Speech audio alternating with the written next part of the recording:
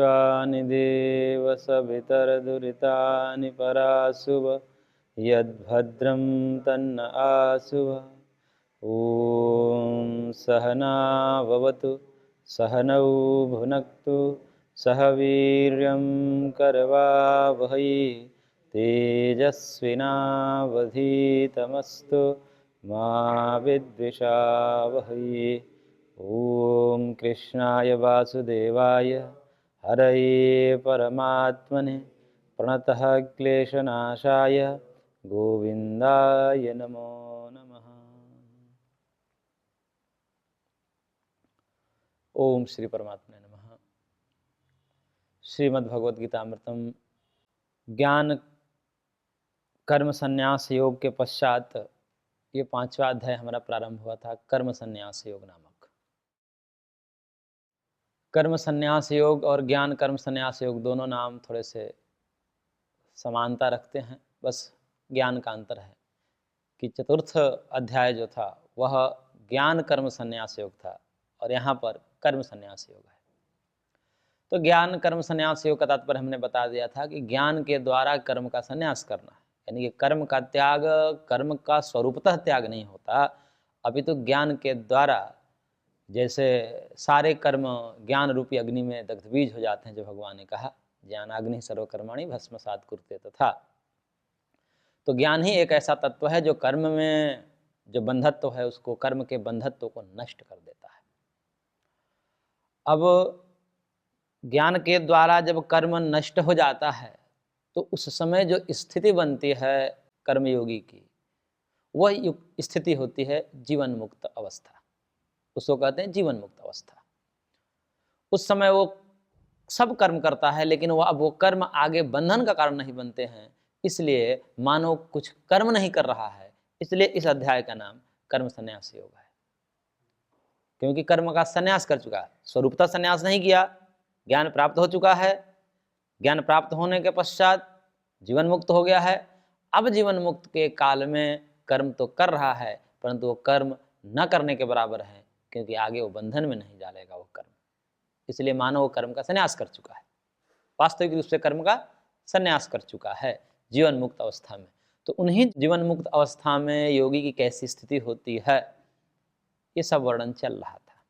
उसी वर्णन के क्रम में हमने श्लोक संख्या 15 तक देखा था। नादत्ते कश्चित् पापम न चैव सुकृतं विभुः अज्ञानेन आवृतं ज्ञानं तेन मुह्यन्ति जन्तवः, कि आत्मा जो है वह किसी के पाप कर्म को करता है, कराता है, ऐसा नहीं है, अभी तो ये सब करते पने का आभास भान जीव को अज्ञान के कारण होता है। अज्ञानेन आवृतम ज्ञानम, क्योंकि अज्ञान की दशा में, अज्ञान कहते ही हैं जब हम भगवान से विमुख है, वही अज्ञान है। हम अपने स्वरूप को बोध नहीं किया, स्वरूपावस्थिति नहीं है, स्वरूप बोध नहीं है, आत्म साक्षात्कार नहीं है, परमात्मा साक्षात्कार नहीं है, भगवान से हम 100% विमुख है, वो स्थिति अज्ञान की होती है। और भगवान के सन्मुख हो गए, भगवान के कृपा पात्र बन गए, भगवान को अनुभव भी कर लिया, वो ज्ञान होता है।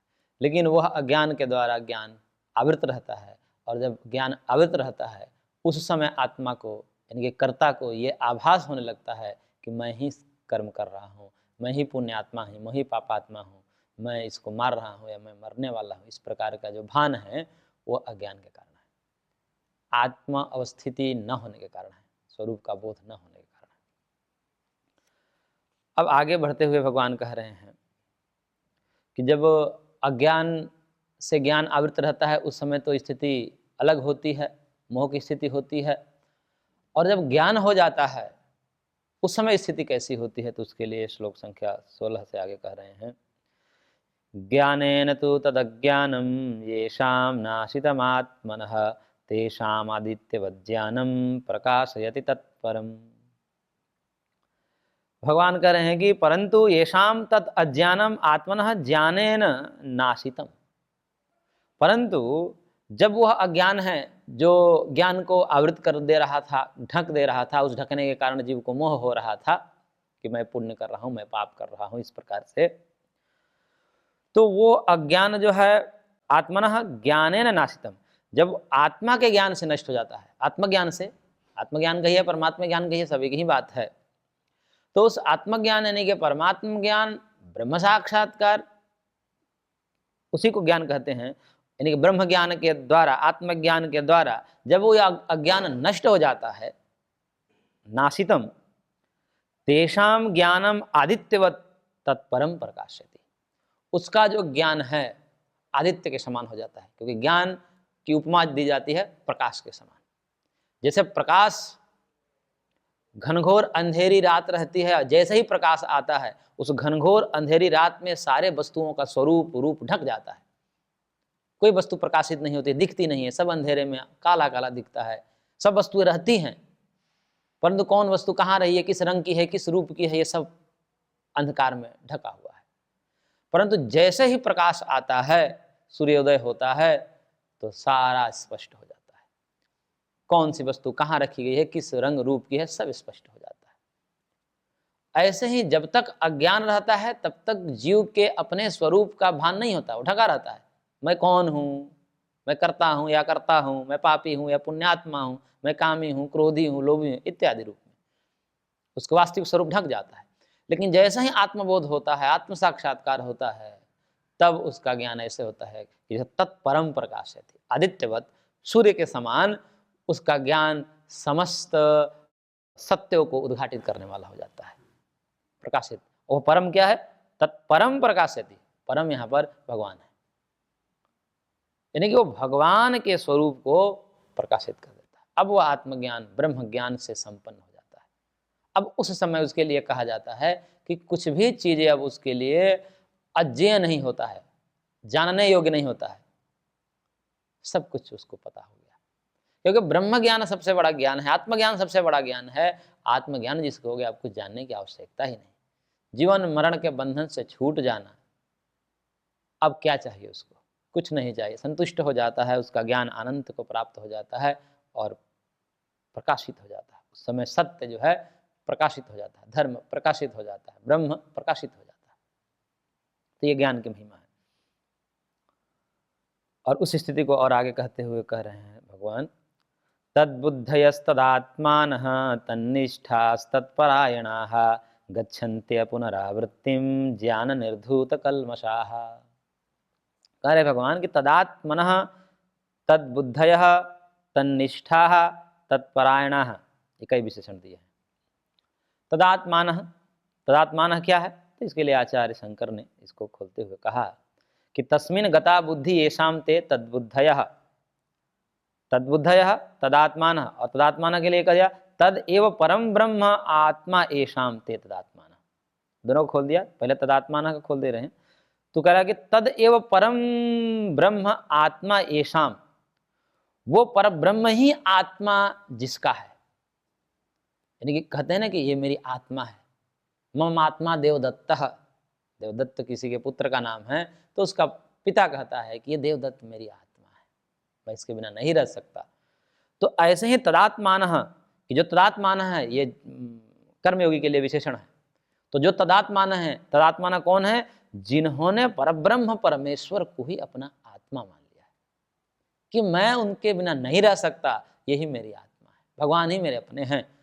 इस प्रकार से मानो उनकी परब्रह्म परमेश्वर ही आत्मा स्वरूप हैं, उनको कहते हैं तदात्मानः। और फिर कहा तद्बुद्धयः, तद्बुद्धि वाले कौन है, तो कहे कि तस्मिन् गतः बुद्धि येषां ते तद्बुद्धयः, जिस परमार्थ में जिसकी बुद्धि चली गई है, अब अभी स्वार्थ में थी बुद्धि, अब उसको ज्ञान हो गया, शास्त्र ज्ञान के द्वारा, गुरु उपदेश के द्वारा बोध हो गया, तब उसकी बुद्धि किस में चली गई है, परमार्थ में लग गई है। स्वार्थ में चल रही थी, अब परमार्थ में लग गई है, तो इसी को कहते हैं तद्बुद्धयः। यानी कि ऐसे ही योगी जिनकी बुद्धि अब परमार्थ में चल गई है, स्वार्थ से हट करके परमार्थ में चल गई है, जगत की सेवा में चली गई है, उसका पूरा जीवन जगत की सेवा के लिए हो गया है, ऐसे तद्बुद्धि वाले योगी। और फिर कहा तन्निष्ठा, ये तन्निष्ठा कौन है, तन्निष्ठ, उसको खोलते हुए कहा आचार्य शंकर ने कि निष्ठा अभिनिवेश, निष्ठा का मतलब अभिनिवेश, मन को लगा देना, उसमें अभिनिवेश कर देना। अर्थात सर्वाणि कर्माणि संन्यस्य ब्रह्मणि एव अवस्थानम येषां ते तन्निष्ठाः। यानी कि सारे कर्म का संन्यास करके ब्रह्म में ही जिनका अवस्थान हो गया है। सारे कर्म का संन्यास मतलब कर्म फल का संन्यास, कर्मासक्ति का संन्यास, फलासक्ति का संन्यास, और करके और सब कहाँ कर दिए? भगवान में ही जो अवस्थित हो गए। सब कर्मों के आसक्ति का त्याग करके जो कहाँ हो गए? भगवान में ही जिनकी बुद्धि निष्ठ हो गई है, भगवान में ही जो अवस्थित हो गए हैं, मानो ब्रह्मनिष्ठ हो गए हैं, वही तन्निष्ठ है, जो ब्रह्मनिष्ठ हो गए।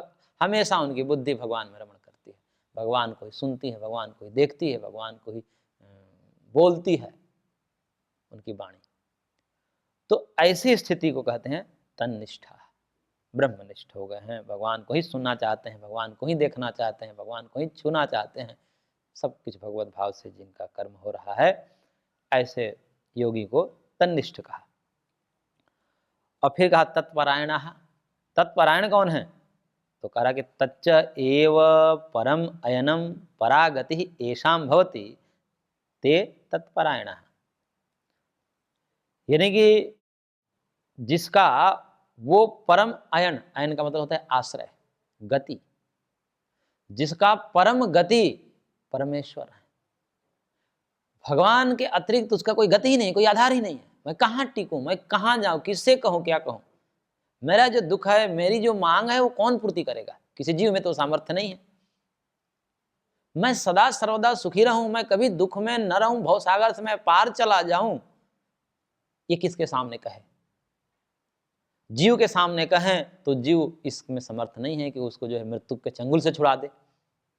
कोई भी सांसारिक संबंध, कोई भी सांसारिक व्यक्ति ऐसा नहीं है कि जो उसके ये जो बंधन है, मृत्यु है, बुढ़ापा है, इससे रहित कर दे, ऐसा नहीं।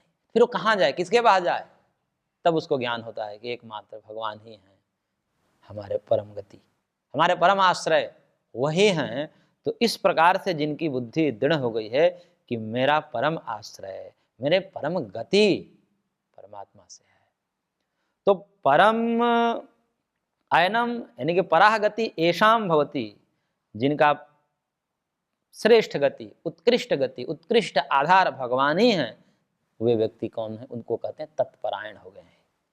तत्परायणः यानी कि केवलात्मरतयः इत्यर्थः, केवल आत्मा में रति करने वाले, आत्मा में रमण करने वाले, और कुछ देखना नहीं चाहते। जो जगत को भी देखते हैं तो भगवत भाव से देखते हैं, सब में ब्रह्म देखते हैं, सबको ब्रह्म रूप में देखते हैं, सब जगत को ब्रह्ममय देखते हैं।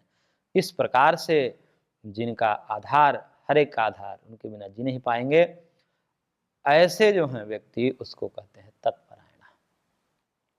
ये सारे विशेषण हैं योगी के लिए। तो ऐसे तदात्मानः तद्बुद्धयः तन्निष्ठः तत्परायणः, और ऐसे योगी कैसे होते हैं? ये तो सब स्वरूप बताए। और फिर ये कह रहे हैं कि ज्ञान निर्धूत कल्मषाः, जिन्होंने ज्ञान के द्वारा अपने कल्मष यानी कि पाप को निर्धूल कर दिया, हटा दिया, धो दिया है, मानो ब्रह्म ज्ञान के द्वारा, आत्मज्ञान के द्वारा, भगवत साक्षात्कार के द्वारा जिन्होंने अपने समस्त कल्मषों को, पापों को धो दिया है, निर्मल हो गए हैं, जो ऐसे ज्ञान निर्धुत कल्मषाः, ज्ञान के द्वारा पाप रहित होकर के, और क्या फल उनको प्राप्त होता है? तो कहते हैं अपुनरावृत्तिम गच्छन्ति। अब उस स्थिति को पार कर जाते हैं, प्राप्त कर लेते हैं, जहां से अब आवृत्ति नहीं होती है, अब इस भव सागर में आना नहीं पड़ता, अब इस दुख सागर में आना नहीं पड़ता, इस गर्भ में आना नहीं पड़ता, जन्म मरण के बंधन से मुक्त हो जाते हैं। तो इस प्रकार से तदात्मान होकर के, तदद्बुद्धय होकर, तन्निष्ठ होकर के, तत्परायण होकर के, और ज्ञान से जिन्होंने अपने सारे पाप को धो लिए हैं, ऐसे कर्मयोगी फिर अब इस भव सागर में नहीं आते। अपुनरावृत्तिम गच्छन्ति यानी कि मोक्ष को प्राप्त हो जाते हैं, मोक्ष के बाद फिर अब जन्म नहीं होता, इसलिए अपुनरावृत्तिम गच्छन्ति। और उस समय ये तो परम फल है, पारमार्थिक फल है कि अब अंतिम देह तो होगा, एक बार मृत्यु होगी अब उसकी, क्योंकि ये देह है तो ये छोड़ना पड़ेगा, पर उसके बाद अब मृत्यु नहीं होगी। क्यों? क्योंकि जन्म ही नहीं होगा, आगे अब जन्म नहीं होगा, तो इसलिए उसकी मृत्यु नहीं होगी। इसलिए कहते हैं कि अब मृत्यु से वो पार चला गया, अब वो मरेगा नहीं, क्योंकि जन्म ही नहीं होगा तो मरेगा कैसे। तो ये तो पारमार्थिक फल है, अंतिम फल के रूप में भगवान ने कहा। लौकिक फल भी इसका होता है कि ऐसे जो कर्मयोगी हैं उसको देख करके कैसे पता चलेगा कि ये जीवन मुक्त है। इन्होंने प्राप्त कर लिया तत्व ज्ञान को, ये अनुभव कर लिया है उस सत्य को, वो कैसे पता चलेगा कि सिद्ध कर्मयोगी है। तब भगवान कह रहे हैं श्लोक संख्या 18 में, विद्या विनय संपन्ने ब्राह्मणे गविहस्तिनि सुनी चैव स्वपाके च पंडिता समदर्शिनः। भगवान कह रहे हैं कि उस समय जो जीवन मुक्त कर्मयोगी है उसकी स्थिति ऐसी होती है कि पंडिता विद्या विनय संपन्न, विद्या और विनय दोनों से संपन्न हो जाने पर, कि कोई ज्ञानी जन है, ब्राह्मण किसी व्यक्ति है और ब्राह्मण कैसा है, विद्या और विनय दोनों से युक्त है। कई बार ऐसा होता है कि विद्या तो बहुत है परंतु विनय नहीं है। विद्या का फल ही विनय है, क्योंकि विद्या ददाति विनयम। जिसमें विनय नहीं है और खूब शास्त्र पढ़ा हुआ है और खूब प्रमाण दे रहा है इधर के शास्त्र का उधर के सामने, लोग तो उससे आश्चर्यचकित हैं कि क्या बात है भाई, क्या पढ़ा है इस व्यक्ति ने। और विनय देखिए उसका, न उसको जो है श्रेष्ठ व्यक्ति से बात करने की ढंग है, किसको कैसे बोलना चाहिए, किसे नहीं बोलना चाहिए, किसका विरोध करना चाहिए, किसका विरोध नहीं करना चाहिए, ये विवेक नहीं है। मैं ही श्रेष्ठ हूं क्योंकि मैं पढ़ा लिखा हूं और इसलिए बाकी सब जो हैं कैसे हैं, तो वे तो ऐसे ही हैं क्योंकि ये लोग पढ़े लिखे नहीं हैं, इनको पता नहीं है, इस प्रकार से। और उदंडता इसको कहते हैं, और विनय नाम की कोई चीज नहीं है। वृद्धों के साथ कैसा व्यवहार करना चाहिए, वृद्धों को प्रति सम्मान देना, वृद्धों के चरणों में झुकना, उनकी बातों का विरोध न करना, श्रेष्ठ व्यक्ति के बातों का विरोध न करना, ये सब नहीं है। और खूब पढ़ा लिखा हुआ तो मानो वो किसी काम का नहीं है। और बिना पढ़े यदि किसी को विनय आ गया तो मानो सब कुछ पढ़ लिया, क्योंकि फल प्राप्त हो गया तो अब कर्म की आवश्यकता क्या है। जिसको कोई फल प्राप्त हो गया तो फल प्राप्त हो गया, जिसे किसी को अन्न मिल गया, मान लीजिए हमें उसके खलिहान में या उसके घर में हमने अन्न को देखा, तो हम कह देंगे कि किसान ने खेती किया होगा। अब इसमें प्रश्न ही नहीं है कि आप खेती करते हो या नहीं करते हो, क्योंकि देख फल दिख रहा है तो खेती कर रहा होगा या करवा रहा होगा, दोनों में से कोई एक तो कर ही रहा होगा। बिना खेती का फल मिलेगा नहीं। तो फल के देखने से ये अपने आप बात सिद्ध हो जाती है कि वो कर्म किया होगा। अब किसी के पास विनय है तो ये मानना ही हमको पड़ेगा कि वो विद्या से संपन्न है, क्योंकि विनय विद्या का फल है। अब कोई कहे कि नहीं ये तो आप गीता सुनाओ, तो वो नहीं मान लीजिए सुना पाए, लेकिन फिर भी उसको विनय है, तब क्या कहेंगे कि इसको विद्या पूर्व जन्म से सिद्ध है और सारा शास्त्र पहले ही समझ लिया है, अब उसको फल स्वतः प्राप्त है, इस जन्म में उसको पढ़ने की आवश्यकता भी नहीं है, क्योंकि जो शिष्ट हो गया, विनयशील हो गया, अब क्या उसको बताओगे आप। शिष्टाचार ये तो बताएंगे ऐसे व्यवहार करना चाहिए जी, किसी से राग नहीं करना चाहिए, किसी से द्वेष नहीं करना चाहिए, सबको समान दृष्टि से देखना चाहिए, भगवत भाव से देखना चाहिए। और किसी को ये सब सारे सद्गुण जो है स्वभावतः जन्म से ही प्राप्त है, तो उसको अब क्या कहोगे। अब उसको क्या गीता पढ़ाओगे, गीता के सारे फल उसको प्राप्त है। तब कहना पड़ेगा कि इनके लिए गीता नहीं है, गीता तो हम आपके लिए है जो विनयशील नहीं है। ऐसे व्यक्ति को पढ़ने की आवश्यकता नहीं है, क्योंकि पूर्व में ही पढ़ चुका है। और इस जन्म में भी पढ़ करके यदि विनय नहीं आया तो समझो कि पढ़ा ही नहीं, अभी समझा ही नहीं शास्त्र को। शास्त्र को केवल रटना और धड़ाधड़ प्रमाण के रूप में प्रस्तुत करके लोगों को मुग्ध कर देना, ये प्रयोजन नहीं है। शास्त्र व्यक्ति को प्रभावित करने के लिए नहीं है, शास्त्र व्यक्ति के स्वयं के चरित्र को सुधार करने के लिए, और वो है विनय। इसलिए विद्या और विनय से संपन्न ब्राह्मण में, चाहे वो विद्या और विनय से संपन्न ब्राह्मण है, उसमें गवि या गाय है, पशु हैं, हस्तिनी हाथी पशु है, सुनी कुत्ता है, श्वान है, कुत्ता में स्वपाके चांडाल में अत्यंत जो निकृष्ट व्यक्ति है, उसमें भी जो ज्ञानी व्यक्ति होता है, पंडित व्यक्ति होता है, यानी कि जीवन मुक्त कर्मयोगी होता है, कैसे देखता है तो कह रहे हैं कि समदर्शिनः एव, वो समदर्शी होता है, वो भेदभाव नहीं करता। नहीं तो चांडाल आ जाए, चांडाल कहते हैं कि जो शव आदि का जो अंतिम कर्म वहाँ करते हैं, तो ऐसा माना जाता है कि वो अशुद्ध रहते हैं, क्योंकि उनका काम ही ऐसा रहता है। तो इस कारण से उसको अस्पृश्य मानते हैं कि भाई उसको छूना नहीं, उसके घर का खाना नहीं, अशुद्ध है, इस कारण से बचते हैं उससे लोग। करेंगे जो तत्वज्ञानी होगा वो शरीर को नहीं देखता, क्योंकि शरीर के अंदर विराजमान जो है परम चैतन्य परमेश्वर है, वो तो अखंड रूप में सब में समान रूप में व्याप्त है। और जिस प्रकार से एक पुण्यात्मा में, साधु में, सन्यासी में जिस प्रकार से भगवान विराजमान है, उसी प्रकार से चांडाल में विराजमान है, कुत्ते में विराजमान है, हाथी में विराजमान है, गाय में विराजमान है, और विद्या और विनय से संपन्न ब्राह्मण में भी उसी समान रूप से विराजमान है। ऐसा नहीं कि साधु में ज्यादा विराजमान है और कुत्ते आदि चांडाल आदि में कम विराजमान है, ऐसा नहीं है, सब में समान रूप से विराजमान है। इसलिए उस परम चैतन्य को जो देख लिया है, जान लिया है, समझ लिया है, अब वो कहेगा कि किसी से द्वेष मत करिए। नहीं तो चांडाल को देखकर द्वेष होगा। कोई पापी मिल जाए किसी को सामने, तो सामान्य जो व्यक्ति वो क्या व्यवहार करेगा? देखा तो ये जाता है कि व्यक्ति स्वयं भी पापी है, वही कर्म कहीं ना कहीं छुप कर रहा है, वही कर्म कहीं ना कहीं छुप कर रहा है, लेकिन उसके कर्म अभी प्रकाशित नहीं हो पा रहा है समाज में, इसलिए वो अपने को साधु बनाकर घूम रहा है, मैं बड़ा सज्जन हूं। और वही छुप के कर्म जो वो कर रहा है, वही कर्म कोई दूसरा करके उसका दुर्गुण प्रकाशित हो जाता है, तब वही जो छुप कर कर्म करने वाला उसको गाली देता है, कहता है मारो मारो इसको, इतना दुष्ट है, ये कर्म कर रहा है।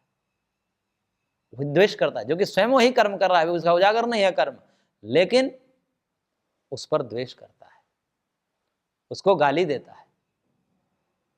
ये कौन है? जो खुद पापाचरण कर रहे हैं।